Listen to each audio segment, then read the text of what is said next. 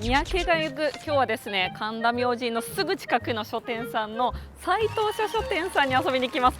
紙をめちゃめちゃ大事にされてる書店さんで、なんか書店なんだけどすごい素敵な紙グッズたちがあるっていうところで、ちょっと私も一回行ってみたかったんですよ。なのでちょっと今日はですね、東京でやってきました。なんか斉藤社書店に行きたいんですけど、なんかあそこに踊りが上手な方がいる。誰なんだ。踊り上手ですね。三宅さんじゃないですか。偶然ジュースの意地悪しないで抱きしめてを踊っていたら三宅佳穂さんにお会いできました。偶然です。ありがとうございます。というわけで作家の浅井亮先生が来てくれました。浅井亮と申します。神です。ありがとうございます。偶然ですね。こんなことあるんですね。ジュースなんですね。今のは意地悪しないで抱きしめてよの前奏の部分を踊っておりました。ちなみに今のはあれですか、大会で踊ってたやつですか。いろんなちょっと、人前で踊る機会があったので教えていただいた振り付けでございますね。私もずっと画面で見てたので、ちょっと生で見られて感動です。とんでもないです。まさか斉藤書店の前で、踊っていたとは、ここで16ビートを刻むことになるとは思ってなかったのですごく嬉しいです。貴重な経験しております。ありがとうございます。この出版界の宝をちょっと踊らせて、とんでもないです。さまざまな人が怒られそうですが、とんでもないです。三宅が行くに来てくださりありがとうございます。嬉しいです。今日は一緒に書店巡りをしてくださるということで、ありがとうございます。ここはいらしたことありますか。いや、私初めて来ました。嬉しい。本当にめでたい感じの立地で、隣にこんな素敵な場所があるなんて。そうなんですよ。めでたい立地なので、ちょっとじゃあ行ってみましょう。お願いします。こちらですね、書籍と紙。まずこれ手書き？これ手書きですかね。この某コーヒーショップで大体あるじゃないですか。ありますね。で働いてる人にコーヒーショップは一人は異常に絵が上手い人がいるのかと誰もが疑問に持ってるとね、誰もが疑問を抱いてると思うんですけど、これ手書きですよね。多分すごいですよね。できる方が一人いらっしゃるんじゃないですか。ちょっと聞きたいですね。聞きたいです。これ明日にはザって消すんですかね。いや、可能性変えていく可能性、その季節の花とかに変えていく。やばい、入り口でこんなに盛り上がってしまった。本当ですよ。行きましょう。ありがとうございます。お邪魔します。浅井さんは大体書店来たらどっから巡りますか。でも私は本当に入り口に残ったサイン本のワゴンあったりするじゃないですか。であれがまずすごい怖いっていうので小説家すぎる。いや本当怖くて、であとやっぱ入り口って大体新刊とかその時すごい話題の作品とかが店舗の方々の書店員さんの愛のあるポップとかですごい置いてある場所があって、でそこに自分の本がある時は堂々とこう入っていけるんですけど、でそういう時期じゃない時はこそこそ隠れながら隠れるんですね。隠れるとかすごい頑張んなきゃなっていう気持ちになるので、すごくこうね、頑張りがまだ足りないぞというメッセージとして受け取りながら歩くということになるので、結構でもそれはだいぶストイックですね。でも気になりませんか。今昔書店に行く時と今違うでしょ、きっと気持ち。いや、私は結構読者人格で行ってるので、たまに自分の本があるとやや気まずいっていうか、あんなにあるのになんかはぁみたいな気持ちになっちゃう。100個ぐらい顔ありますよ、三宅さんの今顔が前髪ある写真ない写真どっちもあるんだからよく見てらっしゃって。緊張しません？よく見てらっしゃって、人の本になんか帯コメントしたら、あんまなんか私よく分かっていないまま、なんか顔写真使われてた時があって、使われている。ありますよね。その人の本に書く時、自分の本もそうだけど、帯に写真使うか問題とか、なんか使うかどうかっていうのをなんかあんまり深く多分考えずに OK、私がしたのかしてないのかもう覚えてないぐらいの感じの時もあるので、びっくりする時ありますが、結構じゃあ読者の頃のまま自然とそのまま言ってますね。だからなんか浅井さんはでも10代の時からそれは多分こうやってるからじゃないですか。やっぱもう作家人格の方が長くなってるみたいな。なんか情報がありすぎるんですよね、私。でもちろん出版界のね、三宅さんもそうだと思うんだけども、あまりに情報が多いからなんか敏感な感じにこうなっちゃうから気をつけながら書店は行くんですが、ここはなんかまたコンセプチュアルだから、コンセプチュアル、棚がね違う気持ちで今入れて、だって入ってすぐ東京に関する棚、そうなんですよ。新刊がどうとかではなく、明らかな企画を感じますよね。企画を感じますね。ちょっととりあえず一周させてほしい。一周しましょう。だから建築系とかなんか地名とかそういうなんかアートとかね。うん、あ、こっちでもなんかご飯系になってきたわ。あ、本当だ。わ、いいじゃないですか。おやつ系ね。おやつ系ね。おやつ系のご飯について書ける作家さんが羨ましいです、私は。それこそこういうやつですよ。いやね、こういうやつ、こういうやつ、そう、楽しいじゃないですか。こういうその作家さんのね、こだわりのやつみたいな。こだわりのやつね。なんかすごい書ける人のグルメの教養が高い気がしちゃって気遅れします私は。でも本当グルメのことで文章を書ける人ってなんかグルメのことだけ書いてるわけじゃなくって、なんかその食材から土地の話に行ったりとか、人の交際とかね、そう行ったりとか、あとこの食べ物が出てくるこの小説のなんか教養がある、あるなっていう、やっぱグルメの話だけではそうなんですよね、載せてもらえないから。そうなんですよね。本当にソフトクリームの話だけじゃないですからね。そうなんですよ。ソフトクリームを人とその共有すると下の範囲が広くて気になりますよね。では乗っけていただけなくって、あの小説にソフトクリームの描写ですごく印象的なものがあるとか、あれスマートにできる人いいですよね。さっと入れられる感じがね、別の話し始められるって、そうなんですよね。浅井さんって普段どういう本読むんですか？でもなんかめっちゃいろんな本読んでて、浅井さん誰が言ってるの？超読書家なんですよって私誰が言ってるの本当に。でも誰も言ってなくないですか？いや違う、誰が言ってるのっていうのはあなたがめちゃくちゃ読んでるってことですよ。いやいやいやいや、あなたがそういうことね。どの口が言ってるのっていうこと。他の人に誰から聞いたのっていう。違います。TBS クロスディグで1ヶ月に1回とは思えない量の本を出して、いつ読んでんのと思って、で書いてもいるし、こうやって出るね、肉体を使う仕事で表に出る仕事もあってというのはみんな思ってるわけなんですが、すごい今浅井さんの目がいや本当にそれはみんな思ってるし、この前その会った全然別業種の友達と会った時に、なんか一応ここで後で名前言いますね。別業種の友達に会った時にあれって三宅佳穂さんって本当に読んでるのって聞かれたことがあって疑われてるんですよちょっと。やばいやばいやばい。言った方がいいです。本当に読んでますよ。読んでます。こうやって読んでるよっていう本も確かありますよね。確かにそうですよね。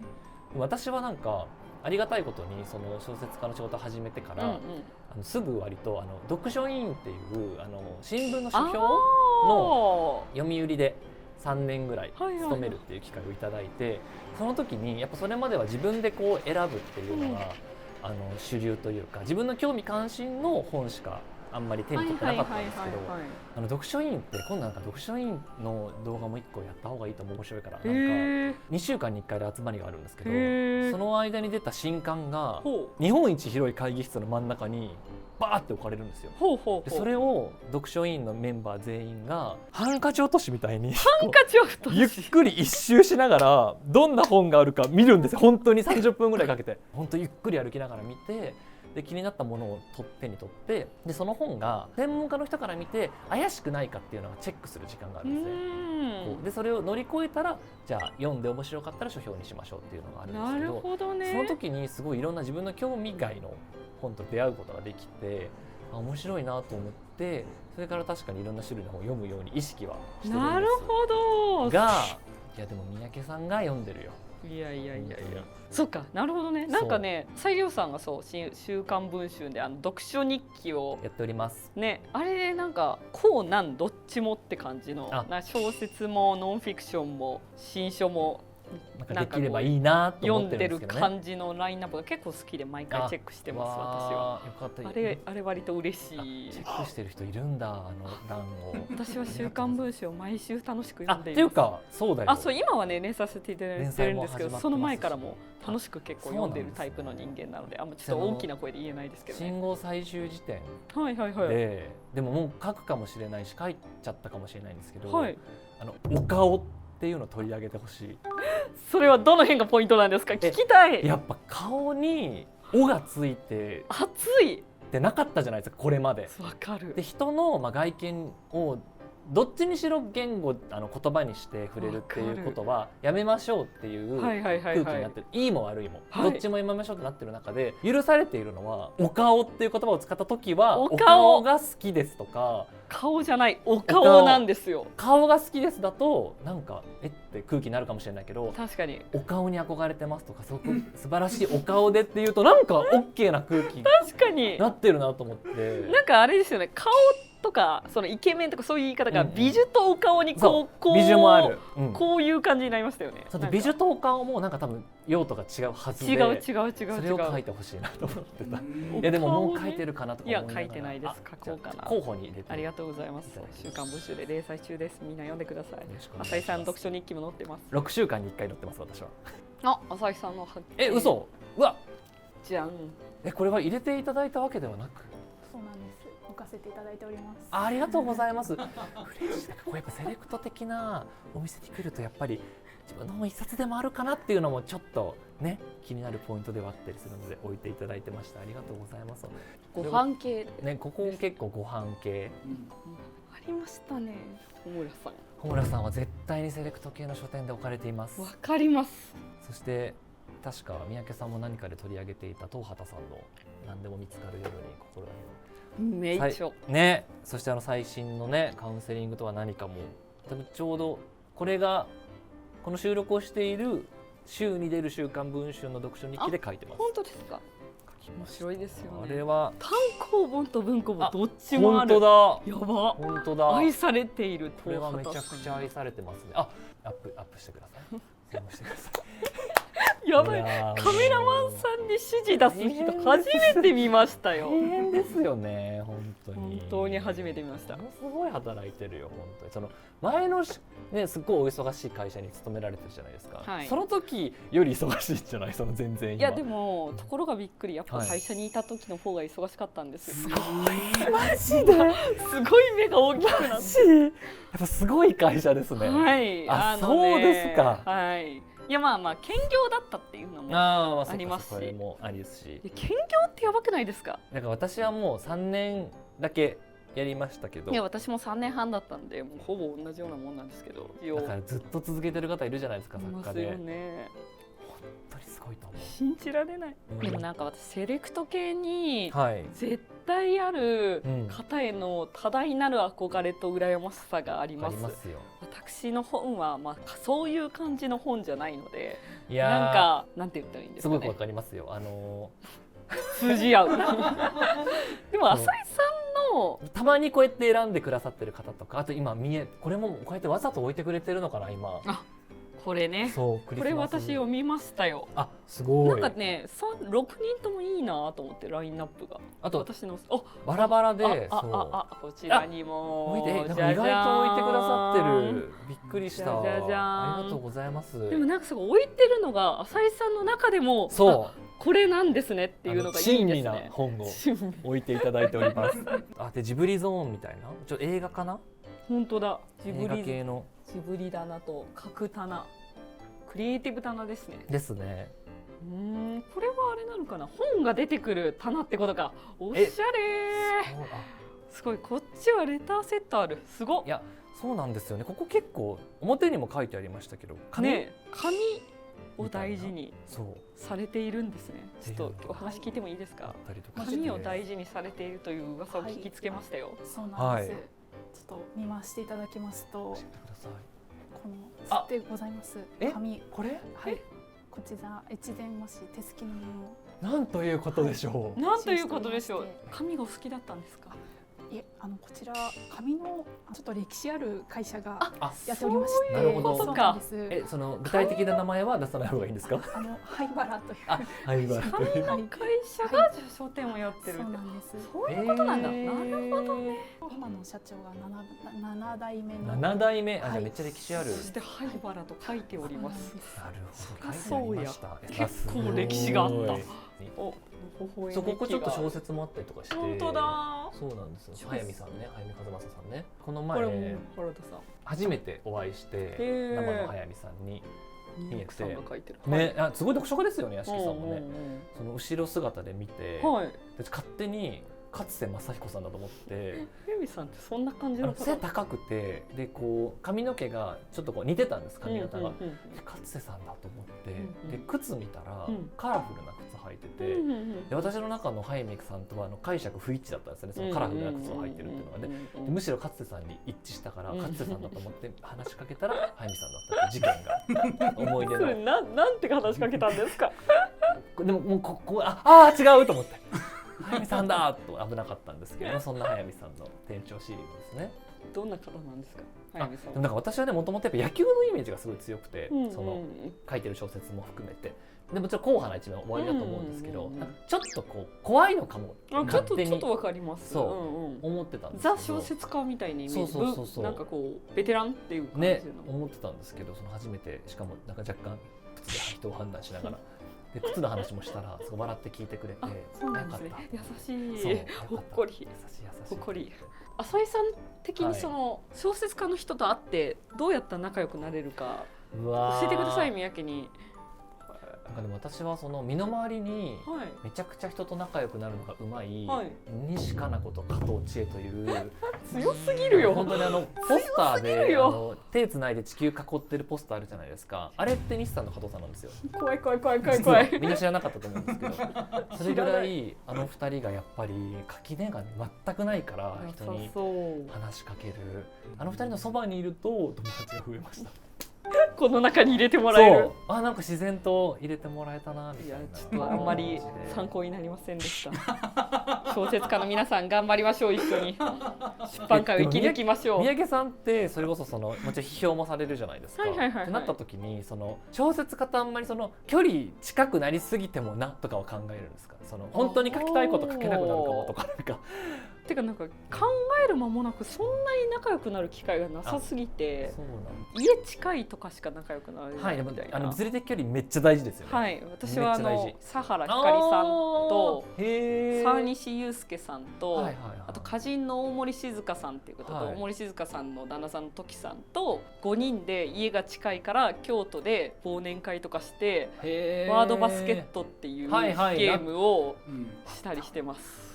私は勝手に言うのはあれだけど、私安藤ホセさんと今割と徒歩で行けるぐらいの徒歩でいいところにロイヤルホストがあるので、そこでご飯よく食べてるので。でもそれはやっぱ目立ちませんか、その2人。自分の自覚ないけど金髪だしね。安藤さんやっぱ目立つんですよ。目立つと思う。プロポーションも含めてこう目立つんですけど、でもなんか2人でベラベラ喋ってるんですけど、でもやっぱそれも物理的距離が近いっていうのはすごい大きいから、わかる。やっぱそこから仲良くなるってありますよね。近いとね、めちゃくちゃある、めちゃくちゃある。てか三宅の本も置いてくださってる。待ってそれはしかも結構初期に出した。デビュー作です。わー、ありがたい。デビュー作重版7釣り、もっと言ってんじゃない今は。ありがたや。すごい。兄弟生時代だったんだ。はい、兄弟院生時代でした。それでどうやって本が出るまでに至るんですか。書店員としてバイトしてたんですよ。本好きだったから。で書店員ここででなんか当時やっぱなんか学生がブログ更新するみたいな文化があって、だから書店のホームページでなんか本紹介してて、それがめっちゃバズって、面白そうだったんだ。本しませんかって言われてだったので、何の賞も取ってないので、なんかそのいやすごい。でもあんま先輩とかとも会ったことないみたいな感じでした。なるほどね。当時はね。でもそのね連綿と続く賞でデビューするともちろん先輩とのつながりもあるし、力にもなってる可能性もあるから自由ですよね。今のはこうなんか出版社の皆さんいろんなパターンがあります。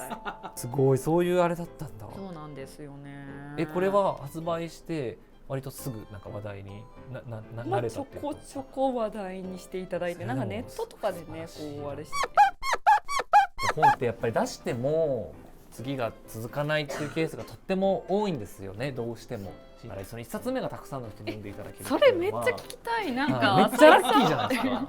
浅井さんって出た時これはいけるぜって思いました。反響に対して。私の時は伝説じゃないですか、霧島の。伝説なんですけど、いや本当に冗談なんですけど、あれは当時ついてくれて、今法務社っていうところで編集者をしている高梨さんっていう方と、あと伊藤さんという方がついてくださったんですけど、その2人がめちゃくちゃ売り込んでくれたんですよ。なんかそのいろんなコピー考えてくれたりととか、その新聞に広告出す時にこの言葉を打ち出そうとかめっちゃやってくれて、すごいですね。それがかなり効いたという。なるほどね。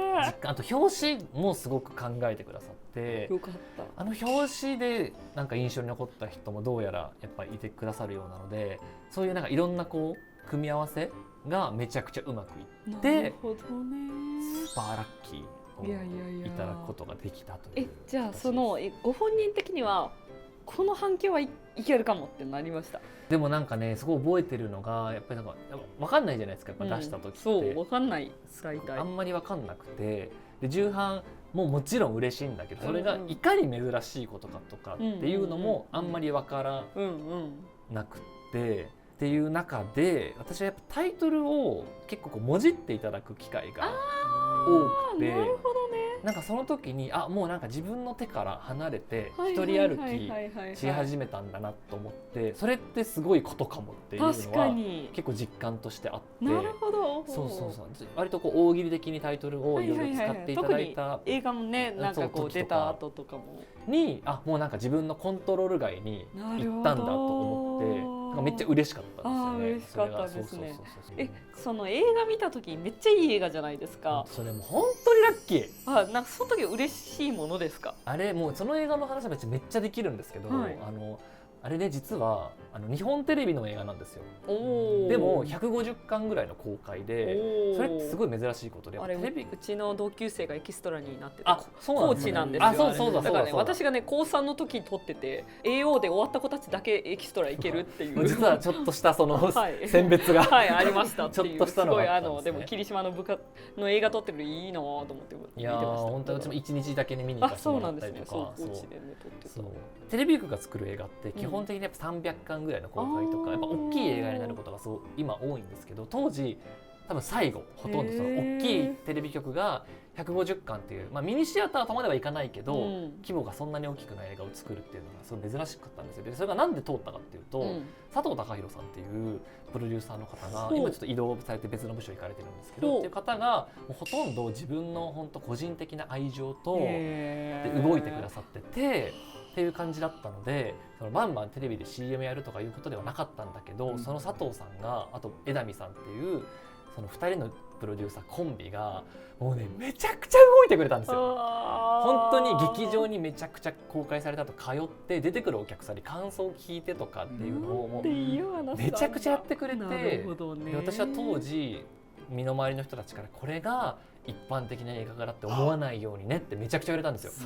そうこんなことしてくれる人いないし、こんなすごい監督と最高の脚本家で作品が生まれ変わるっていうことはめちゃくちゃ珍しいから、毎回こうみたいなことは絶対に思わないようにって言われるぐらいすごいいろんな人のなんか熱が加わって素晴らしい映画ですもんね。マジで幸運がそのデビューして5年ぐらいの時になんかこうで直木賞もそのタイミングでいただいたりとかしたので、23ですもんね。なんかありがたいことにね、だからそこでなんかこう名前を売ることができたっていうか、一回こう名前を知っていただくことができたのがもうめっちゃラッキーだったなと思っております。なるほど。でもその分なんか光強ければ影強いみたいなとこありません？なんかいろんなことはありますよね。三宅さんも今きっと浴びているでしょう。キャンみたいな、にこやかにかわしていけた感じなんですか、それは。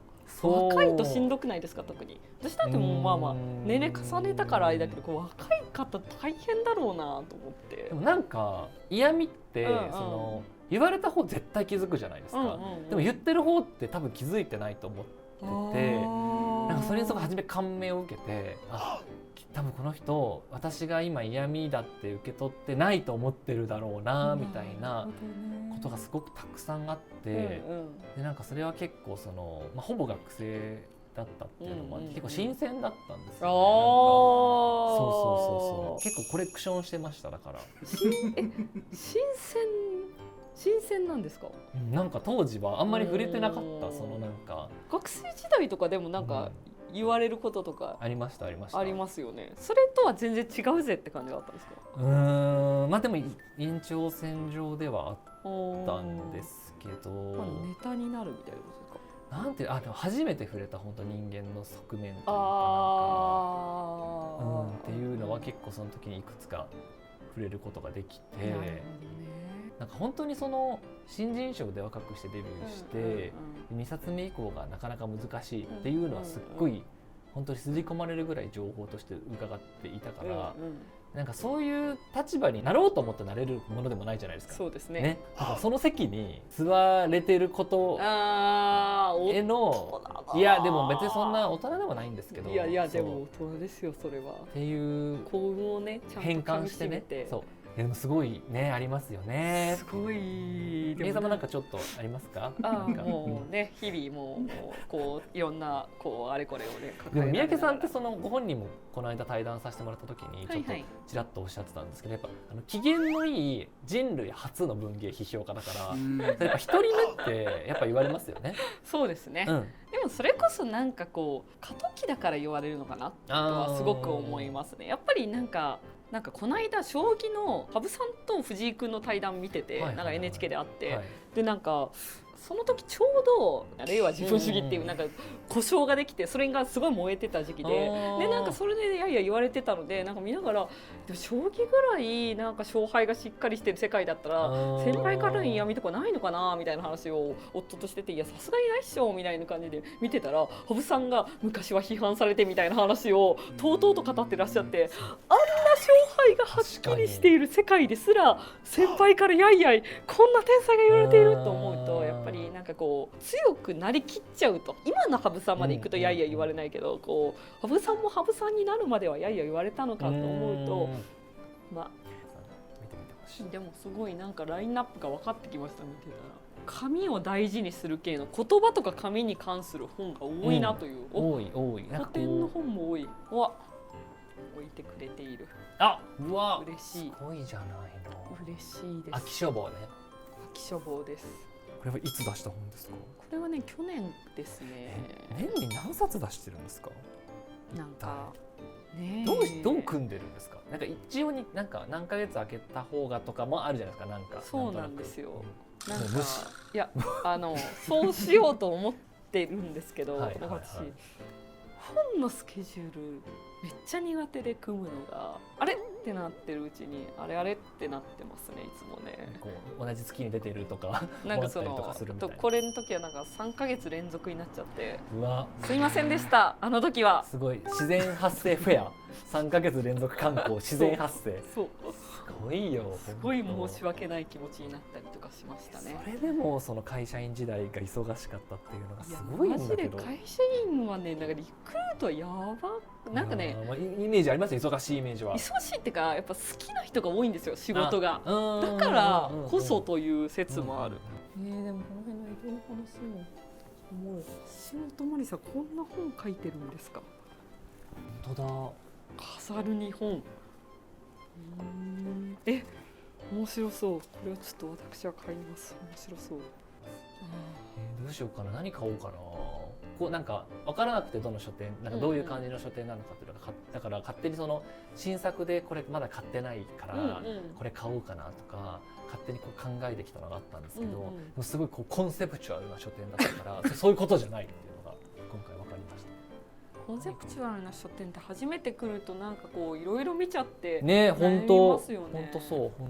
三島由紀夫街歩き手帳。三島由紀夫街歩かなそうですけどね。でもなんか結構三島由紀夫が行ったお店とかを紹介していますね。なるほどね。なんかタイトルの妙だ。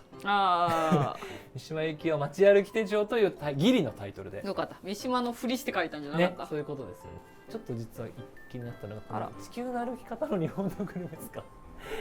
何ですか？めちゃくちゃ普通に使えそうっていう。本当だ。なんか地球の歩き方って面白い本いっぱい出して。最近よくねいろんなところに出してますよね。そんなのも出すんだみたいなのやってるの面白いんだけど、これ知らなかったし、ちょっとあまりにも情報重視すぎる。いやでもいいと思います。セレクトなんですけど。いいと思います。甘いもの大好きだから。甘いものいいですね。大好き。ちょっと甘いもの何系が一番好きですか？脂質が高いやつ。脂質が高いやつ。洋菓子がやっぱり。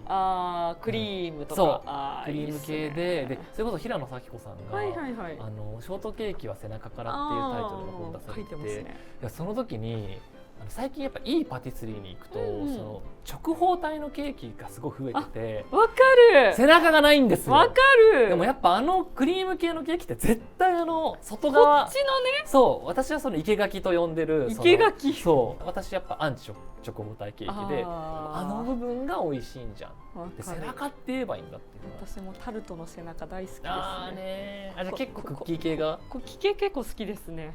ああ、吉田さんもよくこういうおしゃれ書店にあるイメージがありますよ。吉田さん大好きなんか吉田さんのいいですよね。読んでるとおしゃれな気持ちになります。で私は長編共作一緒にその伊坂さん発案の、やってましたよねそうやらせていただいて、うん前作集まって会議とか何回か年にやったんへーですけど吉田さんがお話になるとすごい和むんですよ。へえ、そういい話。空気がすごい全く威圧感のないご本人もそんな感じなんですね。いやそうなんですよへーすごい素敵な昨年本屋大賞の会場でその発掘本の方あでやってらっしゃいましたね。スピーチもすごい素晴らしかったし素敵だったそうすごい素敵なスピーチされてたしあー良い話。素敵ですあー辺境飯さんっていろんなものことやってますよね。食べるの一番やばそうじゃないですか。辺境に行くより辺境のもの食べる方がやばそう。確かに胃が強くないと絶対にできない。言い強いですか胃まあまあ強いです。いいなじゃあ海外行っても割と割何でもいけとるタイプまあでも水飲まないとかはありますけどね。まあそれ屋台でも大丈夫意外と大丈夫。アヒル肉を炒めているヤギのクソのスープと思いきやなんかゲロだった台湾餃子やばうわ絶対買おうすごい面白それはそうすごいわすごいわ胃がお弱いという話を私すごい弱くてね胃によって自分の行動範囲は狭まってると思ってるなんかエッセイに書かれてましたよねもっとそれが強かったら思いつきでどっか行ったりとかあー絶対もっとできたのにって思ってますわかりますそういう身体によってね私も運動神経良かったら性格違っただろうなってねよく思ってますよ、ありますよねありますよね本当にそういうのいっぱいで名字が剛力だったら体鍛えただろうなとかやっぱありますもんね、そういうのすみませんなんか見つけいやてますがそう私ちょっとこのうさもぶさんって YouTube やってる方なんですけどへーすごい見てて本知らなかったと思って YouTube 見てるんですねあんバターをめちゃくちゃ紹介してくれてる知らないもう日本全国のあんバターを紹介してくれてる人で、インスタもあるんですけどインスタ創刊です全部あんバターもうギルティーギルティーギルティーでもあんバターっていいですいよねやだからもう全部いやもうこういう感じそうあんバター YouTube もインスタこもんなにあるんだそうなんです私あんこ好きなので最高じゃないですあんこかはいいですよねこれ買おう大好きあんバターだけの本なんてものがこの世にすごいですよねやっぱ甘じょっぱって最高最高やなんかでもせっかくだから紙系のね本もなんか紙を確かにちょっと中心にされているということですのでなんか紙系の本とかだとねあれですよねへえでも普通になんかね箱かそうなんか私人になんかお礼1枚書くときとかあのなんかわかるねわかりますなんかあるといいですよねめっちゃわかりますあれ一筆線とかそうあとカードとかポストカードとかね無限に使いますマジでそうありましたこのありますかサイズのありますか一筆線あが最高や本当に私はちょっと一筆線が手に入らなすぎて大変だったよっていう話をちょっとなんかインそうスタか何かでだから書かれてましたよねそう私にとってこのサイズの一筆線は非常にありがたいものなのでこれ買って帰ろうどれか私も灰原さんのがありますねかわいいなんか一筆線って意外とないですよねそうなんですよマジでこのサイズのしかもなんかレターセットならあるのにレターセットはちょっとそこまでじゃないんやというそうレターセットほど書くことがあるわけではなくそしてレターセット全部埋めてたらちょっと腕が痛くなるんだなそうなんですというね一筆線マジちょうどいいからいやマジでわかりますこれが欲しいかわいいでも季節によらないものはいいななるほどねなんかありませんなるほど確かにあまりにもね花火とかね書いてあったらちょっと、ねえでもハギめっちゃ可愛いけどハギ季節かなでも可愛いなこちら実は長さが切り取れるなるほどお素晴らしい邪魔ら便箋にもできるし一筆線にもできるしそうなんです素晴らしい素晴らしいそういうことかだから蛇腹なんだ素晴らしいでございますニトベイ謎壁を破る言葉ニトベイ謎ってそんな自己啓発的になってたんやっていう衝撃が確かにあったこの辺を見ていてあとなんかこの辺の自己啓発の中に燦然と輝く津村吉子先生と思って本当ちょっとだこの本結構好きなので大好グッときちゃいます。きいいですよね。大好き大好きいいですよね。なんか津村先生っていいですよね。津村吉子さんってやっぱ唯一無二のやっぱユーモアわかる大と好き。本当会社員時代に友人で転職する人がいて、はいまあ、私が会社辞めてからか転職する人からメール来て、転職する時に面接で、なんかその人が30代になるぐらいの年齢の女性だったんですけど、なんかこのぐらいのプロフィールの人間がその好きな本聞かれた時に何が正解っていう質問が来て、ちょっと待ってねって言ってこういろいろ難しい。津村吉子でお願いします。最高です。めっちゃ良くないですか？最高。津村吉子が好きですっていうなんか悪い人いないね、いいですね。ちょっとです面白い話もできそうだし、わかる。いろいろでなんかこう本が好きなのが伝わってくる。わかる。良い。良い。いやでも本当また関係ない話で申し訳ないですけどね。はいまあアイドルもお好きじゃないですか。はいはい私もねちょっと世代ちょっと違うけど同じような多分。ハロプロ系とハロプロ系私です。AKB 坂道で。でアイドルで本好きな人っているじゃないですか。はいはいはいはいでブログで例えばうんこの本が好きでって読んでる人を見た時に私分かるこの本が好きでも読書好きって言うんだったらこの本じゃない方がいいかもとかいう時もあるわけですよねブログとか読んでる時に。まあわかります。でなんかこのアイドルが読書好きで行く時に何の本が好きかっていうので誰をあげるかっていうのをコンサルやりたいなって思ってた時期があってで私の中で一番これあげてたらこの子のこと好きになっちゃうって思ってる人がいて、それが北村薫さんでめっちゃ良くないですか？もうダメだ、もう好きです。そのブログが上がったらってもう空飛ぶ馬とか言われた時点でもう好き。北村薫さん読むのって、もう好感度しかないですねって思ったってすごい今架空のアイドルを好きになりました。いないんだけど今瞬間的好きになりました。やばい。そのブログ上がったらやばいなとか。スキップかいいなってなりました今。たまに私の本書いてくれる人がたまにいて、舐められるよって思うの。どういう自己認識なんですか？読書好きなんでしょってやめときなさいって別の人の名前を出しなさいって思う時があるっていう話で。そうだ、これがね、なんか新川ほたちさんがおすすめしてたからそれで買おうと思ってたから嬉しい出会えて買います。そろそろじゃあ買おうかな。ね、そうですね。はい。お会計でお会計をします。お願いします。これをちょっと面白そう。ちょっと私これも購入したいと思います。お、まさかの購入を。はい、ちょっと食べ物すぎたんで自分が買っているものがすごいバランスを取ろうとしている。ちょっとさすがバランスを取ります。バランサーとして生活をしています。これがザの男こと。ザ持ちです。本当によろしくお願いします。私はこの4つかな、便箋も含めて。これが一筆箋にもレターセットにもなると噂の幅を変えられる最高です。決め手はあるんですか？でもさっき三宅さんがおっしゃったその季節に関係ない柄っていうのはいいなっていうのを確かにそうだなっていうのをちょっと思っていたので、ちょっとあと家にこの色味のちょっと一筆箋がないっていうのもちょっとあったので、これにしてみようかなと思います。失礼します。お願いします。いいですね。あれこれももしかしてそうですよね。お、紙すごい全てが紙ですね。灰原のはい、交通系 IC でお願いします。ありがとうございます。お邪魔しました。あ、そうだ。7枚もらえるんじゃないですか。やばい。ありがとうございます。とんでもない。7枚ももらえる。この右のもいいんですか？はい、右のものをお選びいただけます。しおり7枚は聞いたことないです。しかもなんか絶対こっちの方がなんかちょっとなんか単価高そうじゃないけどなんか思いきやなんですよ。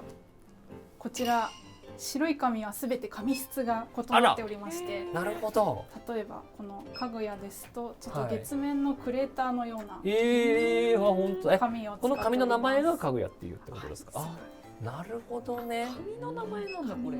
でこれはなんかイメージみたいな。そうです。なるほど。なるほど。お願いします。すごい、どうしようかな。でもちょっとかぐやはお願いします。これはもらった方がいいな。はい。ねえ。かぐやとじゃあちょっと全然色味の違う新生物語。銀色の星を散りばめたニューブレンドファンシーペーパー。多くない形容詞。 CM ですね今の。ニューブレンドファンシーですよ。なんと浅井先生より少なかったです。あれや6700円。合計13枚のしおりを我々は海賊だよ。もうこれ1000円で1枚です1000ね。円で1枚。これ海賊ですね。海賊ですよ。ここから13枚も持ってくるんだから。このでもやっぱこのカラフルな方もすごいなんか美味しそうなんだよな、このシリーズの名前が。可愛いし、この説明がいいですね。ね八丈島特有の風土が生み出した八丈白紬の肌をモデルに日本の美意識を感じる質感をイメージしています。ネザック80。これその美味しそうチョコレートケーキ。また好きなものや。ケーキがいい桃。やっな。ぱチョコケーキ選んじゃいますよね。ねえ、なんか名前がいいですよね。スイカも可愛いな。これにしました。ちょっと見せていただいてもいいですか。すごいです。この白を基調にしたのを4枚と、ちょっと桃と桜餅が似てますけども、ちょっと好きな食べ物とチョコレートケーキとあとパクチーを普段手に取らないということで、この7枚にしてみました。ありがとうございます。使います。はーい。ほい、私も6枚選びました。じゃじゃん。チョコレートケーキ。やっぱり選んじゃう。選んじゃう。そうだ。そうだ。そしてスイカスイカからの八丈島イメージ。出ました。はい。爽やか。あとこれはなんか髪がいいっていうので、いい髪。いい髪。そして江戸小染花だそうです。素晴らしい。どういうことなんだろうか。でもなんか文様をモチーフにしたらしいです。すいません。最近ね、文庫本に紐ついてないことも増えましたからね。あー、スピンがねねもうねそうスピンだ悲しく。これ使えますよ。まあでもそうですね。こういうしおりを集めたらいいんですね。紙高いから今大変ですよね。なんか不器用な今並べ方になりましたが、一応ご嬉しい。紹介しますか。